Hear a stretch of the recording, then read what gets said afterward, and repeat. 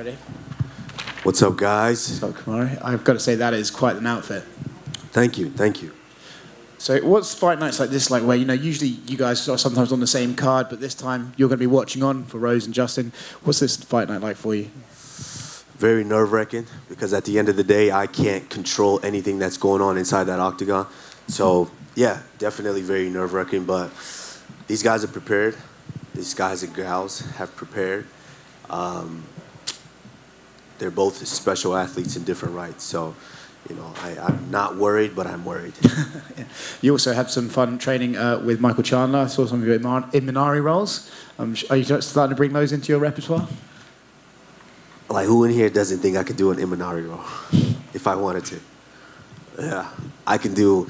It just so happens that I didn't even realize the camera was in the building at that time. You know, we were just playing around. Of course, I got to lighten the mood for him because, you know, he's been training for months and months on end, preparing for this guy. And, you know, that wasn't a moment for him to be serious. That was a moment for him to have fun. So we were having fun.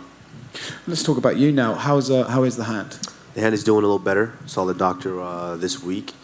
And I can start making light contact with the hands. You know, that's just what sucks with these things. It's when you're dealing with tendons, they're a lot tougher to just heal right away, especially when they're on top of the knuckles.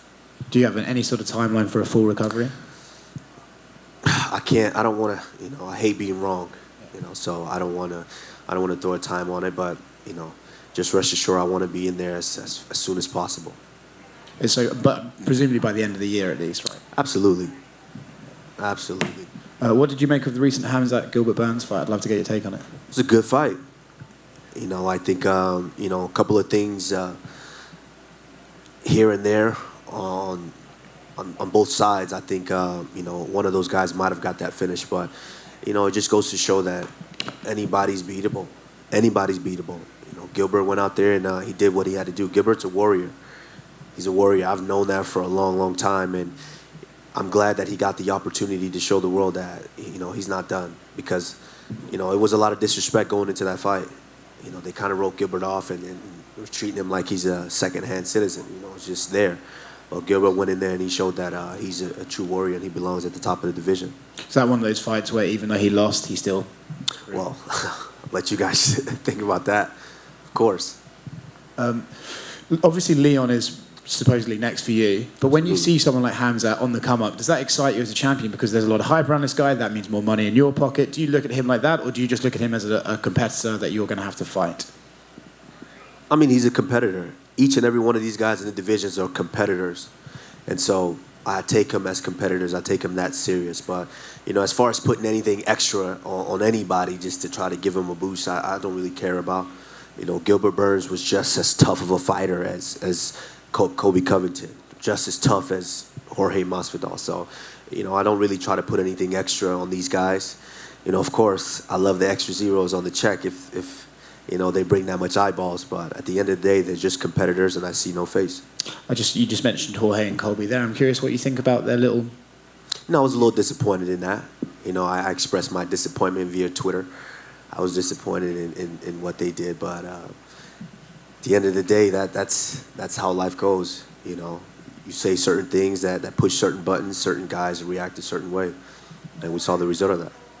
Do you think, it's hard to make you answer this question, but I'm curious, as a fighter, do you sort of get it? Do you think Jorge has some justification in doing that? Like, he couldn't get it done in the cage, but he still has an issue with the guy. He wants to make the guy pay for some comments. I don't think anyone had his justification to do that. You know, it's like, I mean, two guys in here right now started fighting. There's no justification for that. As a man, you know, you should be able to, you know, use your words, as your parents would say. But if you can't, you know, sign contracts in the UFC, step in the cage, and handle business. Last one for me. Elsewhere tonight, there's another guy that you've had an eye on, Canelo Alvarez is boxing. I'm curious how the talks about that are going, and if you think he's sort of... I know that you guys had your back and forth on Twitter. What's your take on Canelo recently? You know, at the end of the day, you know, it is what it is. Canelo is the best pound-for-pound boxer.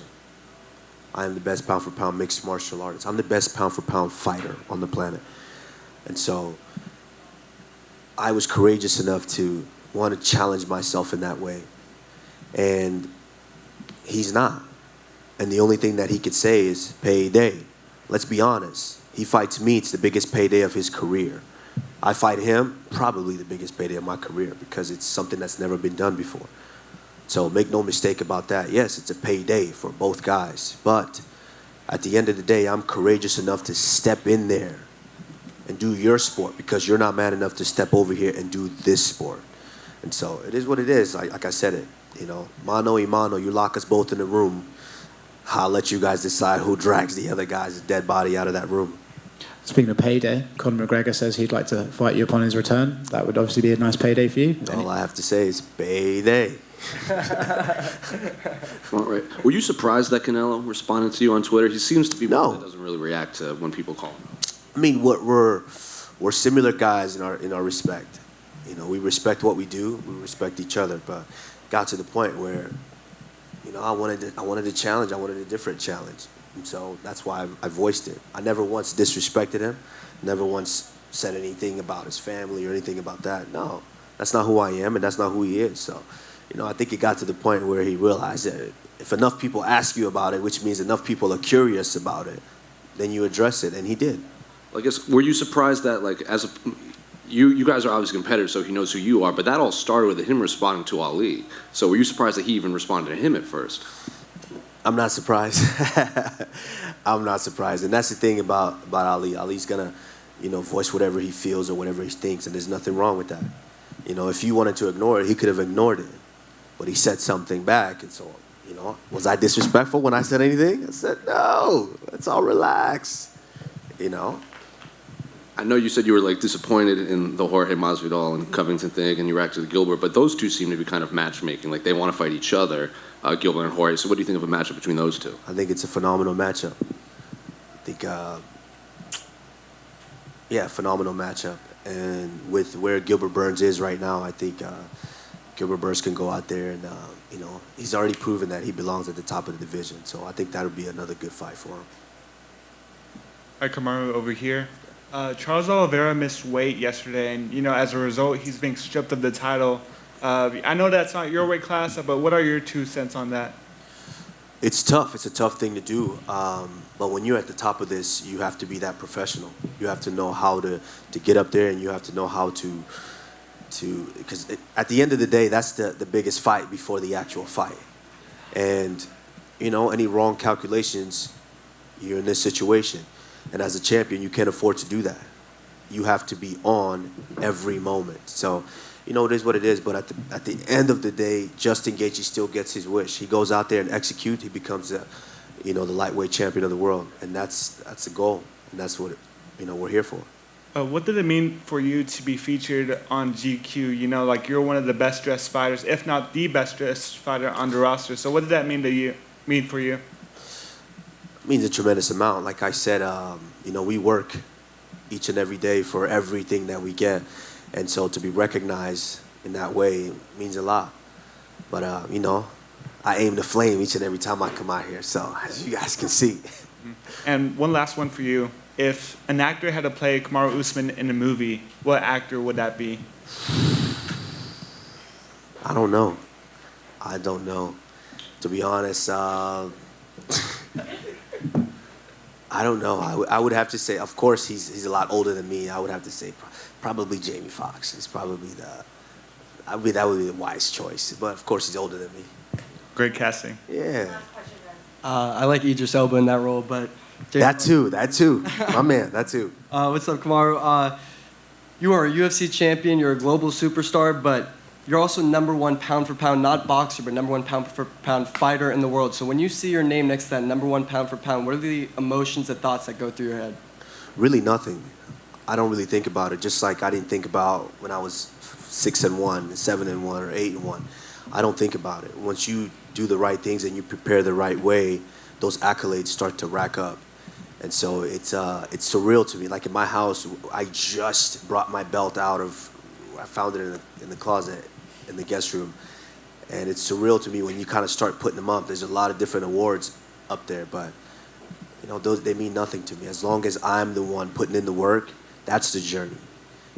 And if Rose and Justin were able to secure wins tonight, that would mean 3 champions under Trevor. What would that mean to you, to Trevor, to the gym? That means a whole lot. That's why we're here. That's why I'm up here looking like this right now. You know, I'm looking like this in preparation to be able to hop that railing and run up in that cage right there. It would be unheard of. You know, we have 3 athletes that we dedicate our lives to this, and it shows each and every time we step in there. So, you know, if Rose goes out there and executes the way she does, she remains a champion, and Justin Gaethje goes out there and executes, and becomes a new champion. And we've got the 3 Musketeers. And lastly, Justin was seen walking into the arena in a Muhammad Ali sweatshirt. I saw you maybe 2 weeks ago rocking a similar Muhammad Ali sweatshirt. So what does the late, great Muhammad Ali, how has he inspired you throughout your mixed martial arts career? Oh, and that's what we aim to be. Justin Gaethje is a man of the people. When he steps in there and competes, he competes for the people. For the life of me, sometimes I tell him, man, don't just go in there and trade, but he just loves to entertain the people. He's a people's person. So, you know, Muhammad Ali was just that, the people's champion. So, you know, he's a man that we look up to, not just of what he did inside that ring, but what he did outside as well. Good luck, Kamaru. We're all wishing you a speedy recovery. Thank you, guys. I appreciate it.